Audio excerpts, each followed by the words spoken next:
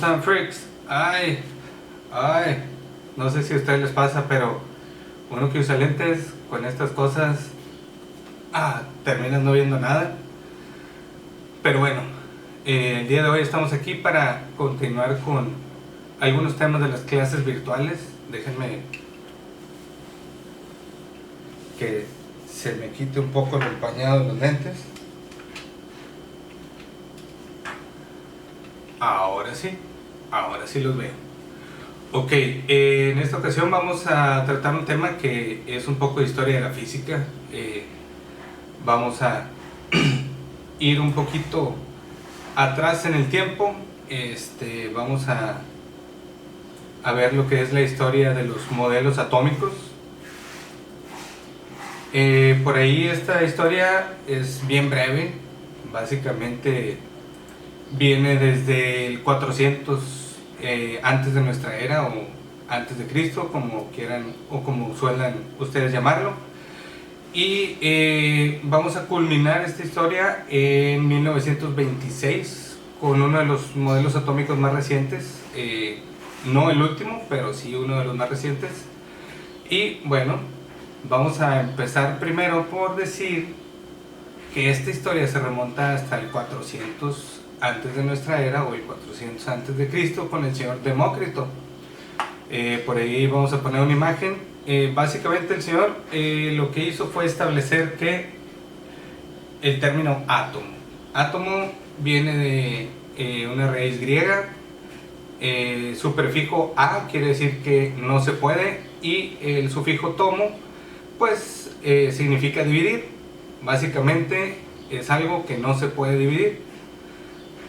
Desde aquel entonces se tomó esto, pero anteriormente pues se creía que había átomos de madera, de metal, de personas, etcétera, etcétera. Es decir, que si yo partía a este individuo, podría llegar hasta unas pequeñas partículas que serían los átomos de Rafiki, pero una vez llegado a ese punto ya no podría dividir más esa materia.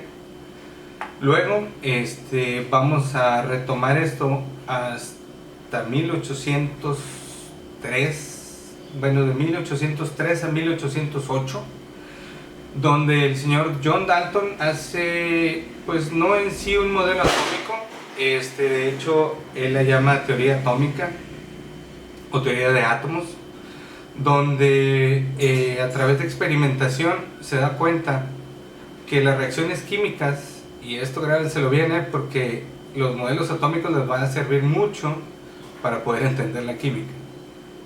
Esto, cuando tú haces una reacción química, se utiliza cierta cantidad para cada elemento, y la cantidad es una cantidad base, y de ahí solamente se puede hacer la reacción con múltiplos de esa cantidad. Es decir, ya ven que el agua, pues tú haces reaccionar una cierta cantidad de hidrógeno con una cierta cantidad de oxígeno y puedes obtener agua, pero siempre la cantidad de hidrógeno tendrá que ir en una cierta proporción para que reaccione siendo agua, si no haría otros compuestos. Por ahí esta no fue tan así como un modelo, básicamente solamente mostraba algunas teorías, y pues básicamente se descartó porque no lograba comprender en sí lo que es el átomo. Luego pasaríamos hasta 1904, 100 años de diferencia, donde el señor J.J. Thomson nos da el siguiente modelo atómico que vamos a ver aquí. No, ese no. Bueno, sí, pero no. Este es el modelo atómico que se le conoce como panqué de pasas. Se lanzó en 1904. Usando los rayos catódicos, el señor Thomson descubre que existen ciertas cargas negativas dentro del átomo, y estas son las que hacen o sirven para reaccionar o atraerse y repelerse ciertos elementos. Básicamente nos lo muestra como un panqué de pasas, pero no como este, sino como este de aquí. Es decir, un átomo positivo con pequeñas cargas negativas incrustadas. Luego, la situación con este modelo es que no puede predecir muy bien cómo funciona lo que sería el átomo. No coincide con lo que sería la experimentación de cargas positivas en los experimentos del señor Rutherford, que va a ser quien vamos a hablar ahora. Después de descartar esto, se retoma brevemente en 1911 los experimentos del señor Ernest Rutherford. En estos experimentos, básicamente el experimento de la lámina de oro, demuestra que el átomo básicamente está vacío, es decir,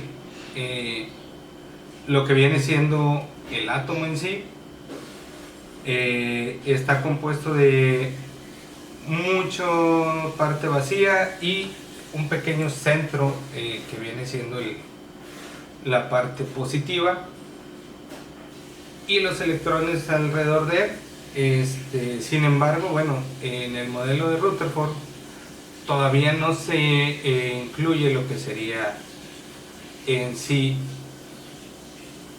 una órbita o una explicación para las órbitas, y tiene algunos defectos en explicar el por qué, según el electromagnetismo, una partícula cargada eléctricamente tendría ciertas repercusiones, es decir, expulsaría radiación electromagnética, y eso haría que fuera perdiendo energía y eventualmente colapsar. Es decir, que los átomos, si tenían los electrones en la parte externa, bien podían estos perder su energía y caer o colisionar con el centro, y ya no funcionaría como un modelo atómico.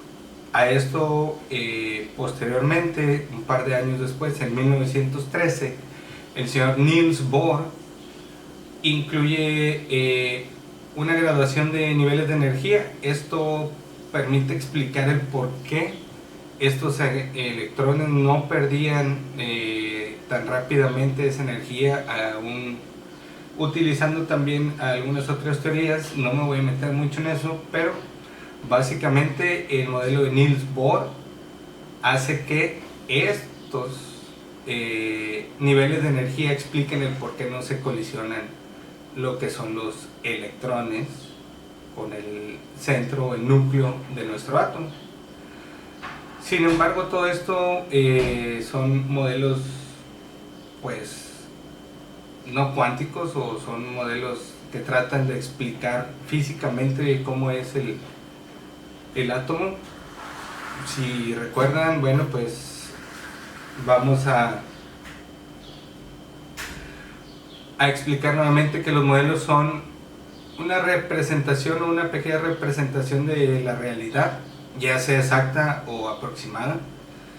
Sin embargo, bueno, no sería hasta aproximadamente 1926 que llega un modelo cuántico no relativista, propuesto por un físico y filósofo, Erwin Schrödinger.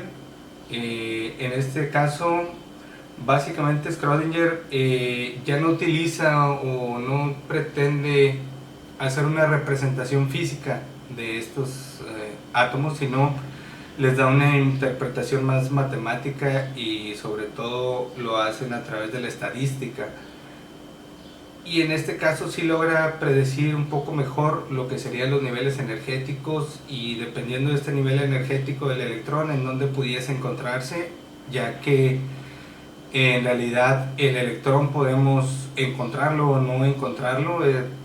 Ya después podremos ver o analizar un poquito más esto, o incluso si ustedes estudian física, pues ya se meterán a este tipo de teorías, las cuales pues son mucho más complejas. Y nosotros nos vamos a quedar en este modelo, el modelo de Schrödinger. Por aquí van a ver una representación de este modelo. donde básicamente se les llama nube de electrones, y las zonas que ven por ahí de como más claras en la imagen, básicamente es donde pudiese estar el electrón con más probabilidad, dependiendo del nivel de energía que tiene. Sin embargo, este modelo atómico no es el último, hay algunos otros.